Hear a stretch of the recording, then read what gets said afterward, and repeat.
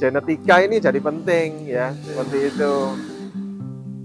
Dan treatment selama Ya, pembesaran, terus kemudian pemeliharaan, perawatan seperti itu ya penting sekali. Terus kemudian pakan untuk koi ya tentunya pakai pakan koi seperti itu. Kalau pakan lele ya lele, kemudian kalau nila ya nila. Karena pakan itu kan diformulasi sesuai dengan morfologi dan fisiologinya ikan. Jadi begini, ses itu kan beda-beda. Kenapa ya? Banyak juga pertanyaan.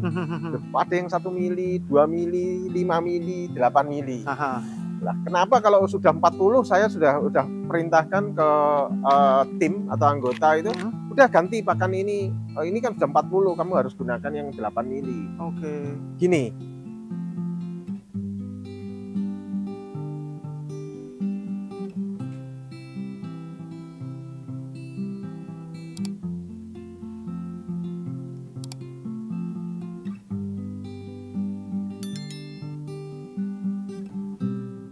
Seribu koi, seribu warna.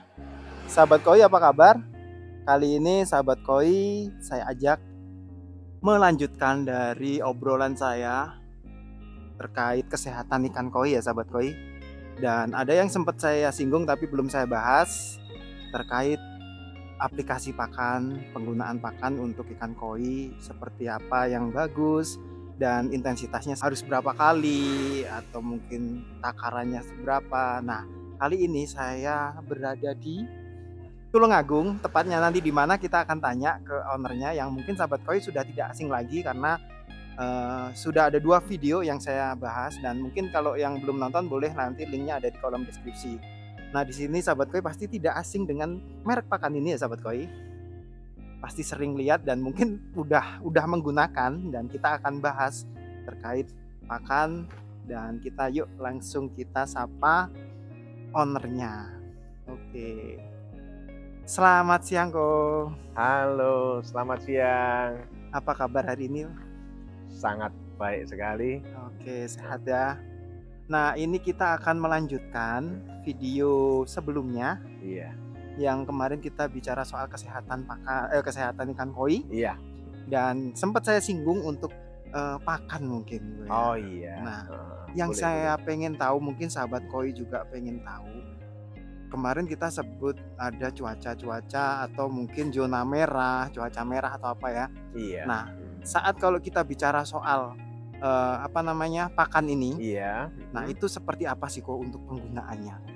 Jadi yang pasti pakan harus tepat dulu dong. Oke. Iya. Jadi kalau pakan untuk koi ya tentunya pakai pakan koi seperti itu. Kalau pakan lele ya lele, kemudian kalau nila ya nila. Karena pakan itu kan diformulasi sesuai dengan morfologi dan fisiologinya ikan. Nah, seperti itu. Itu sahabat. Terus untuk pakan ikan, pakan udang ya, yang di perairan Payo atau asin ya, seperti itu ya tentunya pakan udang diaplikasikan ke udang. Kemudian kalau pakan kakap ya aplikasinya ke kakap, nggak bisa terus diaplikasikan ke ikan karena dampaknya kan ada yang nggak bisa diserap seperti itu, atau bahkan menimbulkan dampak seperti itu yang nggak baik. Oke. Seperti itu. Nah, kok sempat kita ngobrol mungkin di off air-nya kita ya kok ya kemarin. Jadi gini, ada kecenderungan penggunaan pakan, terutama pakan untuk konsumsi ikan konsumsi, tapi digunakan untuk ikan koi. Iya. Padahal kalau kita bicara soal koi ini bicara soal estetik mungkin ya koi. Oh iya, betul. Jadi dari sisi body, dari sisi warna, dari sisi pattern yang kita nanti raih di sana. Nah, ada efek nggak sih kok, terutama saat kecenderungan dikasih pakan waktu kecil untuk menekan biaya biasanya. Oh gitu. Itu jadi, dengan menggunakan pakan ikan konsumsi, diaplikasikan ke koi. Nah, ini kan sampai ikan mungkin dipanen ya kok ya. Nah, baru dipanen nanti dipegang oleh para penghobi, itu baru dikasih pakan koi. Tapi waktu kecil pakan ini. Nah, menurut jenengan itu seperti apa kok? Jadi gini, kan tadi saya bilang sejak awal pakannya harus tepat. Seperti itu. Bukan dia nggak mau makan, mau makan. Apakah nggak boleh? Boleh. Boleh. Tapi kan begini ya, pakan ikan konsumsi ya, seperti lele, nila, tombro, ya, tawes dan sebagainya. Kemudian pakan udang, kemudian pakan kakap pun, ya. Itu para formulator ini targetnya apa? Dia fokus pada target bagaimana menekan yang namanya cost produksi. Ya, seperti itu dengan cara apa?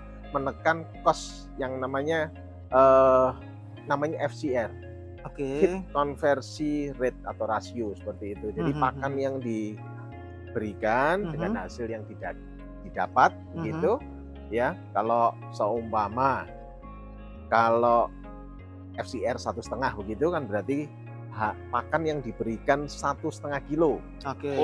Terus hasilnya 1 kilo. Jadi 1,5 ya dibagi 1 sama dengan 1,5. Artinya FCR-nya 1,5.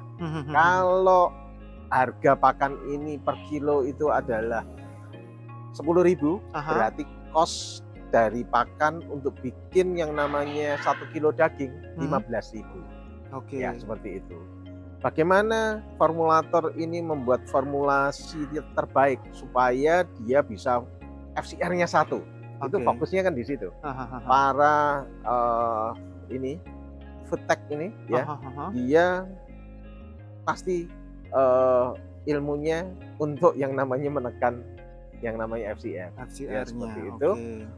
Kalau FCR-nya bisa 1, kalau kita bisa memberikan pakan 1 kilo, hasil dagingnya 1 kilo, berarti 1 dibagi 1 sama dengan FCR-nya 1 kali pakan 10.000 harganya, itu 10.000, berarti ada penghematan 50% di situ. Seperti itu. Sehingga apa? Terjadilah keuntungan yang besar bagi si petani. Itu target di situ. Tapi target untuk ikan hias ini berbeda. Ya. Bukan hanya pertumbuhan yang cepat, FCR yang rendah, tapi di situ ada target, yaitu bagaimana bakat ikan itu bisa muncul. Nah, kemudianlah diformulasikan supaya estetika ikan ini memenuhi yang namanya ekspektasi daripada pembudidaya maupun penghobi, seperti itu. Sehingga itu yang membedakan ya. Targetnya kan berbeda ya kok ya.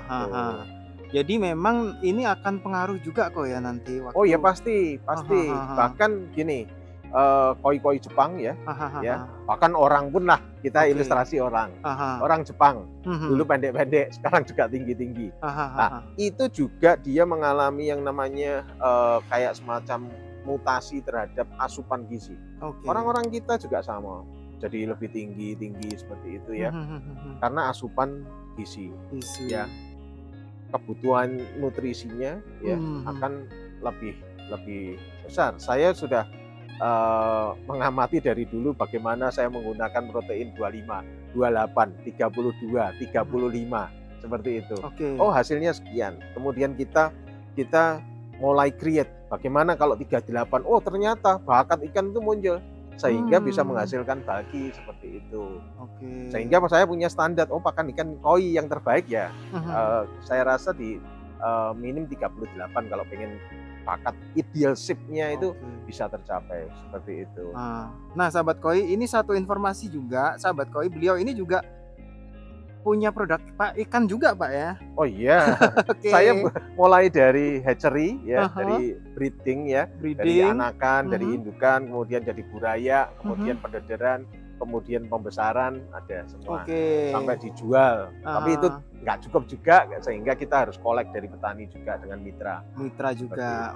Berarti gini, ada beberapa produk pakan yang milik jenengan ini jenengan aplikasikan ke ikannya jenengan. Oh iya, pasti semua. Nah, kalau kita bicara dari size kecil tadi ya, yang cocok, yang jenengan biasa pakai dengan 38 protein tadi. Jadi gini, kalau ini kita tadi kan saya punya standar pribadi. Yang jenengan gunakan. Saya bilang dengan dasar pengalaman saya. Saya biasa gunakan setelah netes, kemudian kan kita biasanya pakai pakan alami, yaitu Dapnia ya. Kemudian juga bisa pakai yang lain ya, Rotivera, kemudian yang lainnya ya, seperti itu. kemudian penggunaan cacing ya Oke, seperti itu. ha. Kemudian karena kolam-kolam saya kan kolam diterpa bak semen ya, bukan yang di kolam matpon ya, di Matpon, kolam-kolam tanah. tanah seperti itu. Jadi kita memang harus asup ya dengan pakan alami dulu ya, cacing ya, kemudian dapnia dan sebagainya ya. Karena begini, pada dasarnya semua ikan ini pada waktu kecil kan dia adalah karnivora semua. Oke. Seperti itu ya. Jadi entah itu herbivora, entah omnivora dan karnivora, pada waktu kecil karnivora semua. Oke. Sehingga kita diberikan pakan yang karnivor ya, yang sesuai dulu. Kemudian setelah kurang lebih sekitar 1 bulan itu kita mulai istilahnya disepit. Jadi diajarin dengan pakan pelet. Kalau ikannya masih kecil, saya bikinkan pasta itu dari Harmoni yang 1 mili. Harmoni yang 1 mili. Mungkin di sini ada contohnya, Pak? Ada. Harmoni 1 mili. 1 mili. Ini yang 1 mili ya? Iya. Itu berarti dicampur air atau dilunakkan seperti apa? Oh enggak. Oh enggak ya? Jadi bisa ya kita ini yang 1 mili. 1 mili, oke. Ini proteinnya 40. Meskipun tulisannya di sini 38, tapi dia 40. Kandungan aslinya 40 ya? Iya, karena dulunya kan kita memang nggak bikin 1 mili dulu begitu. Sakitnya 1 mili ya jadinya 40 ya. Karena kecukupannya untuk ikan buraya harus dengan lebih kecil, protein tinggi supaya dia cepat besar ya, kita sesuaikan dengan seperti itu sampai besar, sampai kira-kira saya biasanya gunakan kalau koi sampai ukuran 15 cm. 15 cm. 15 cm. Begitu 15 cm ya, sampai ke atas sampai ukuran 25 kita gunakan yang 2 mili. Yang Harmoni sama, tapi yang ukurannya lebih besar ya. Iya, 2 mili. Kemudian setelah itu kalau sudah 25 mili ke atas kita sudah pakai yang 5 mili. Kalau sudah mencapai 40 cm saya pakai yang 8 mili. Jadi begini, size itu kan beda-beda. Kenapa ya? Banyak juga pertanyaan. Ada yang 1 mili, 2 mili, 5 mili, 8 mili. Lah, kenapa kalau sudah 40 saya sudah perintahkan ke tim atau anggota itu, udah ganti pakan ini.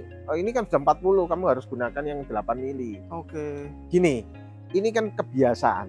Pembudidaya itu kalau kolamnya 1, 2 sih nggak apa-apa. Kalau punya saya kan panjang sampai setengah kilo begitu. Nah, sehingga karena kalau dikasih kecil, bukan dia nggak bisa makan. Ya kalau ikan kecil dikasih besar dia kesulitan, bahkan menimbulkan kerugian karena kan nggak segera termakan, dia kan banyak nutrisi yang hilang di air seperti itu.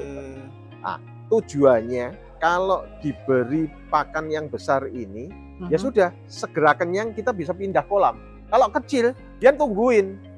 Nanti nggak selesai kasih makan. Kan ada tuh Pak yang kalau memang penghobi untuk yang gede kenapa? Ini menimbulkan sensasi. Makanya kalau sudah gede kasih makan yang gede. Karena gini, dia kan makannya pasti bukan kalau kecil itu nggak ada bunyi gitu ya. Tapi kalau gede dikasihkan dia akan nyedot cop. Nah itu menimbulkan kegembiraan bagi kita. Seperti itu. Jadi ini cara bagaimana kita menekan ini waktu pemberian makan. Pemberian pakannya supaya efisien waktu gitu. Mungkin agak mundur sedikit. Itu tadi berarti untuk yang kan Harmoni ada beberapa jenis ya sekarang ya, color? Iya, jadi gini, untuk yang growth ya, itu ada 1 mili, BA itu disebut Harmoni Baby.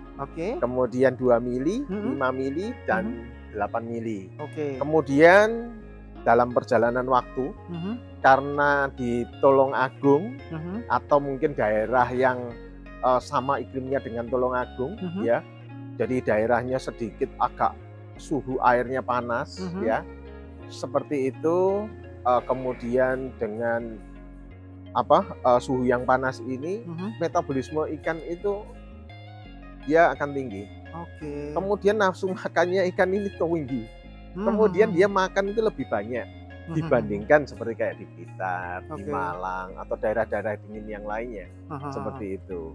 Kemudian karena dia cepat tumbuh. Koi di Tulungagung itu lebih gemuk-gemuk, lebih biasanya bulky-bulky seperti itu. ya.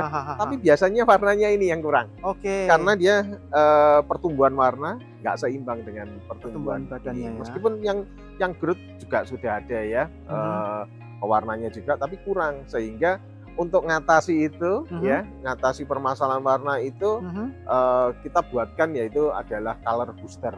Untuk ikan-ikan kalau yang mau dijual, ini anggap aja kayak pakan pesolek gitu ya. Ya, untuk yang color booster gitu. Jadi ada di dalam ada astaxanthin, ada wejemnya, ada spirulina. Istilahnya kadang disebut dengan enhancer color atau penguat warna seperti itu. Nah, itu untuk ikan-ikan kurang lebih di 25 ke bawah supaya warnanya bisa bagus. Kan kita mau launching sih, mau jual supaya menarik pedagang atau penghobi begitu ya sudah kita berikan color booster ini.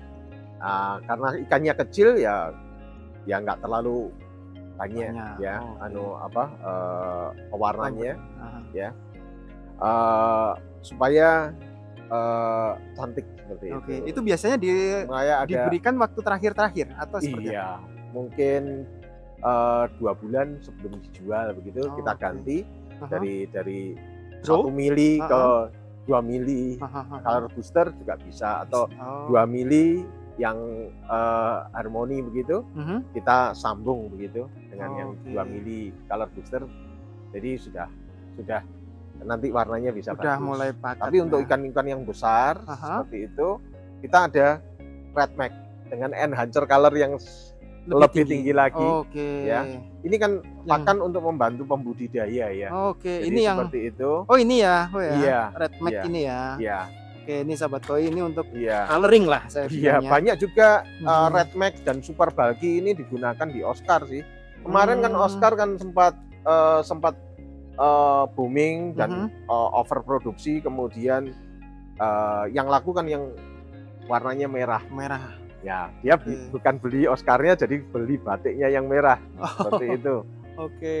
Berarti sehingga ini bisa banyak digunakan di Oscar ya kemarin itu. Color booster dan super bulky kemarin itu yang paling banyak digunakan di Oscar. Seperti itu. Sahabat koi, jadi ada treatment lah ya, treatment khusus terutama untuk, jadi gunakanlah pakan koi kalau menurut saya. Iya pasti itu karena pasti. Endingnya kita pengen koinya juga lebih. Iya pastilah. Kita itu estetika ya mengenai yang namanya ideal body shape, kemudian warna, kemudian satu kesehatan ikan, yaitu masalah kelincan ya seperti itu. Berarti kalau saya pengen lihat kemasannya yang mana Pak? Kalau untuk yang tadi color mag, yang satunya apa Pak? Color booster ya. Color booster tulisannya. Ada. Ini sahabat koi. Jadi kalau cari terutama di Harmoni itu ada ini, kalau untuk colornya ya. Ada logonya di sini. Kalau beli koi jangan lupa ya, lihat dulu ini KKPRI. Ini adalah SNI untuk dipakan ya. Jadi pastikan ada uji ya, ini dari kementerian. Ini kalau pengen bijak gitu, takutnya kan ada yang nggak pakai ini, tapi dipasarkan dan itu juga kurang kurang memberi masalah trust ya. Iya, trust lah terutama. Nah, ini kalau yang di sini ini untuk yang Hiroyuki ya. Hiroyuki. Ya, Hiroyuki ada 3 ya, Blue and Color. Ya. Ini terutama untuk finishing dan sahabat koi yang sudah mulai main warna-warna ya. Ini ada yang ini sahabat koi. Jadi memang kalau untuk koi ya pastikan dan gunakan pakan koi. Jadi untuk kita mendapatkan hasil yang memang maksimal saat ikan koinya sudah tumbuh sesuai keinginan kita. Nah itu tadi sahabat koi, jadi yang disampaikan oleh beliau, dan mungkin akan saya bikin video lagi sahabat koi bagaimana sih cara pemberian pakan agar ikan ini tidak over juga Pak ya. Terutama di kesehatan, karena ikan kalau pakannya terlalu banyak atau seperti apa nanti itu juga kesehatannya juga akan terpengaruh Pak ya. Intinya sih di airnya. Balik lagi ke air Pak ya. nanti. Oke. Nah, itu Jadi kalau di kolam filter itu ya harus mumpuni ya. Karena kalau diberi pakan banyak, waste-nya itu ya kotoran ikannya ya harus ada yang ngolah kan gitu. Oke. Jadi harus diseimbangkan. Oke. Iya. Nah, itu nanti akan saya bikin video sendiri sahabat koi. Terutama nanti saya mau tanya satu-satu, misal dari color itu harus seperti apa treatmentnya. Terus untuk ini yang grow ya Pak ya? Iya, yang Ini grow yang grow. 43% ya proteinnya. Ini bagi orang-orang yang biasanya memelihara ikan ya, yang ada warnanya ya, seperti kohaku, sanke, soa, asagi, susui yang ada warnanya seperti itu. Oke. Ya, Dan ya ini targetnya sih ini pelan-pelan ya. Jadi warna ikan bisa bagus, ideal body shape-nya tercapai seperti itu. Oke. Ya di samping itu ya pasti ada masalah genetika, ini ya penting juga. Penting. Nah, makanya kalau di treatment dari kecil, Genetika ya, genetika ini jadi penting ya, seperti itu. Dan treatment selama Ya, pembesaran, terus kemudian pemeliharaan perawatan seperti itu ya penting sekali. Oke. Terus kemudian pakan. Seperti itu ada 3 ya. Genetika, pakan, kemudian perawatan. Oke. Itu satu paket itu. Oke, itu sahabat koi. Yuk, nanti kita akan bikin satu lagi. Satu lagi Pak ya. Boleh. Nanti kita boleh. ingin tahu seperti apa sih treatmentnya kalau untuk penggunaan pakan-pakan ini. Oke sahabat koi, terima kasih sudah nonton video kita kali ini. Jangan lupa untuk like, subscribe, dan nyalakan tombol loncengnya.